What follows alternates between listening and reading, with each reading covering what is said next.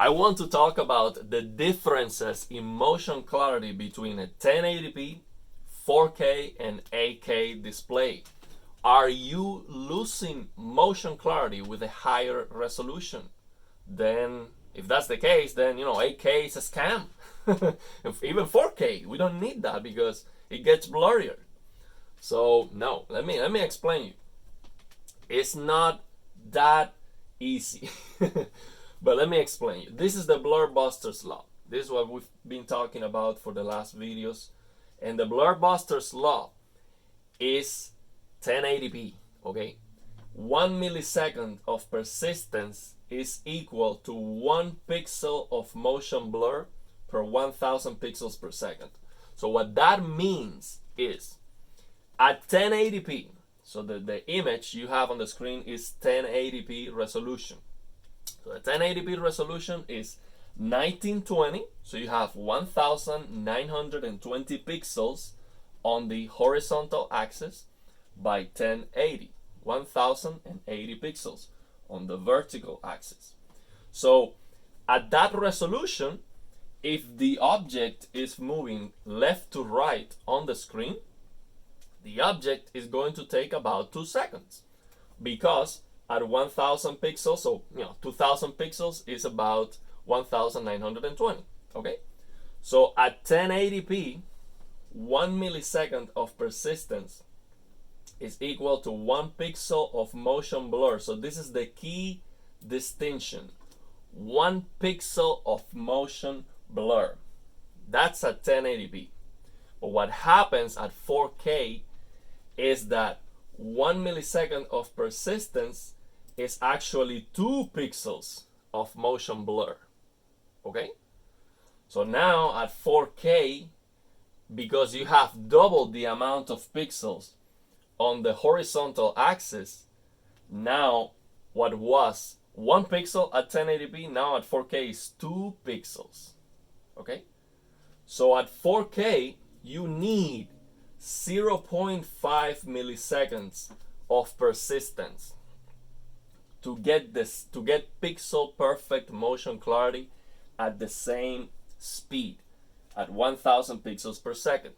And at 8K, you need 0.25 milliseconds of persistence to get pixel perfect motion blur. Okay? Why? Because if you have 1 millisecond of persistence, at 4K you're going to get 2 pixels of motion blur. And at 8K you're going to get 4 pixels of motion blur. So does that mean that a higher resolution looks worse in movement? No. No. If you have a 1080p image, it doesn't matter if it's a 1080p screen, a 4K screen, or an 8K screen. Of course, I am ignoring that on this kind of displays we have today, if you don't use the native resolution, it looks worse.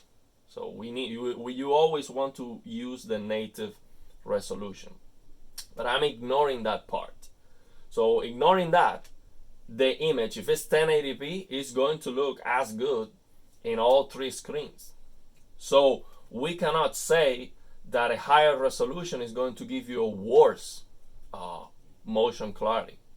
But a higher resolution would instead allow, or it will necessitate, a higher motion clarity for you to be able to see the same static image. So you can see the same resolution statically than in movement at a given speed. So let me say that again on a different way. What we are trying to achieve, so what motion resolution is, let's say we're trying to achieve perfect motion clarity. What is perfect motion clarity? Perfect motion clarity is you have an image, static, that when it moves on the screen, it looks the same. There's no difference. So if you are eye tracking that object on the screen, it looks exactly the same as if it was not moving. Okay? So that is going to happen at a given speed. So if the speed is too fast, then you need more motion clarity. So the faster the object is moving on the screen, the more motion clarity you need. So here's what happens. 1000 pixels per second on a 1080p screen takes 2 seconds to go from left to right. So that is the speed. 1, 2, 1, 2. That's that speed. So at 4K, now that same object is going to take about 4 seconds. So now the object is moving slower. Okay? So what happened is that with an increased resolution, the same speed is actually slower because you have more pixels on the horizontal axis. So in order for you to move the screen at the same speed, yes, you need more motion clarity, but that doesn't mean that a higher resolution is gonna give you a worse motion clarity. It will demand a higher motion clarity for you to be able to keep that higher resolution. Okay, so I want to show you, this comes from a comment I got on the previous video. Not this explanation.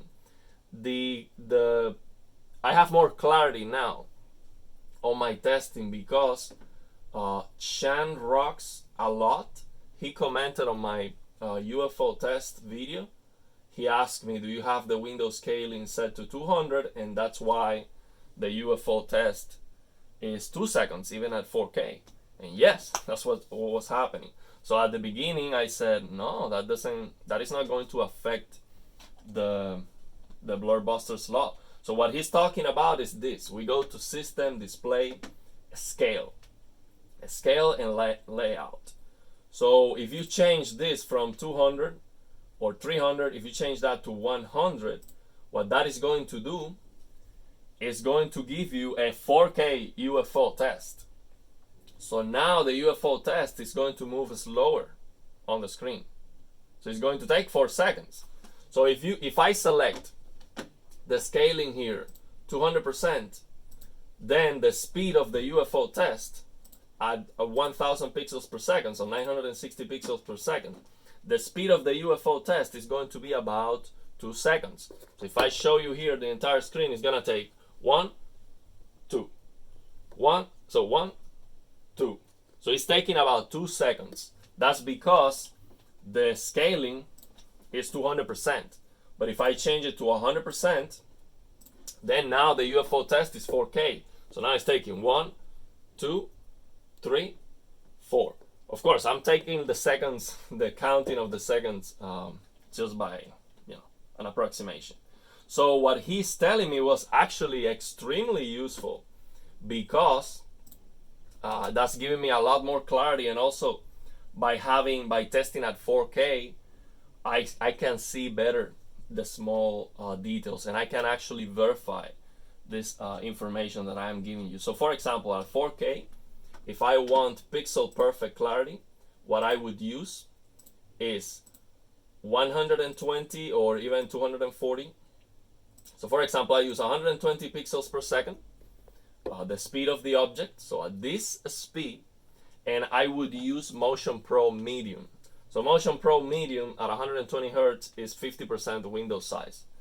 I have an update coming on the motion clarity settings because I know now better after testing with this UFO test. So Motion Pro Medium and 120 pixels per second at 4K, 100% scaling.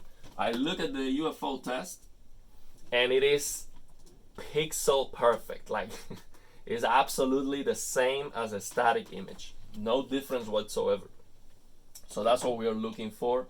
That's what we are talking about. So let me know if you have any questions. Again, this is a continuation of the Blurbusters law and the previous video that I made. But I think this is very important because you have to know what you're buying into. If you're thinking on an 8K, how many frames per second do you need for 4K? When you are setting up your games, the graphics and the frame rate, especially if you have a PC, you decide how many frames per second you're going to get. If you have an LGC1, you decide, am I going to use black frame insertion or not? Am I going to use HDR or not? Am I going to use HDR and black frame insertion, but instead of high, I'm gonna use medium? So I'm gonna talk about specifically about that with an update on the black frame insertion options, because I know now better. I'm still testing just to verify, but I think I know now exactly the window sizes, the different window sizes of the black frame insertion. Low, medium, high, and auto. So yeah, and I have videos coming about LCD, backlight strobing on LCDs, VR headsets. Yeah, so I have a lot coming about this topic of motion clarity. I know this is not, let's say, very popular topic because people don't know. People don't have a clue what I'm talking about here. Or UFO test, what is that? People don't know. And I know this is not something that many people are gonna be interested, but I am not doing videos to get views. I'm not focused on, I want to get 1 million views on my videos. I'm focused in talking about what I like and what I think is important and what I want to understand and the things that I'm learning. And that's not necessarily what most people would care about. I'm sure if I title this video, AK is a scam, for example, I might get more clicks, but that's not representative of what I'm talking about here. So yeah, let me know if you still have any questions.